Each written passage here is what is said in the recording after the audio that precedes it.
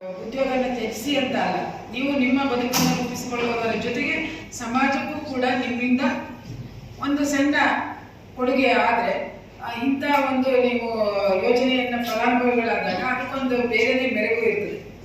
ಯಾವಾಗಲೂ ಹಂಗೆ ಅಲ್ಲ, ಈಗ ನಾವು ಒಬ್ರಿಗೆ ಕೊಟ್ಟಿದ್ದು ಇನ್ನೊಬ್ಬರಿಗೆ ಅಂತ ಪಾಸ್ ಆದಾಗನೇ ಜ್ಞಾನ ಆದ್ರೂ ಕೂಡ ಅಷ್ಟೇ, ಒಬ್ಬರಿಂದ ಒಬ್ರಿಗದು ವರ್ಗಾವಣೆ ಆದರೆ ಅದಕ್ಕೆ ಮೌಲ್ಯ ಬೆಲೆ ನಾವೇ ಇಟ್ಕೊಂಡಾಗ ಅದಕ್ಕೆ ಏನೂ ಇರೋದಿಲ್ಲ, ಕುಪ್ಪಮಂಡುಕ ಅಂತ ಹೇಳ್ತಾರೆ.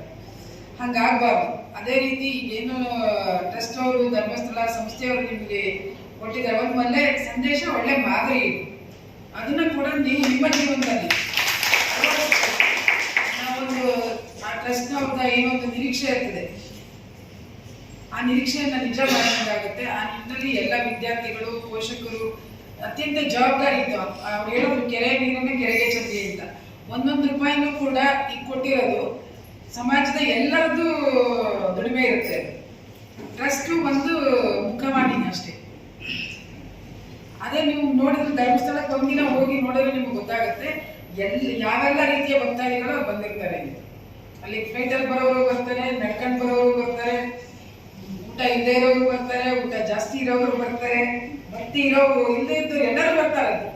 ಆ ಮತ್ತೆ ಎಲ್ಲರೂ ನಡ್ಕೊಳ್ತಾರೆ. ಅವರೆಲ್ಲರದ್ದು ಒಂದು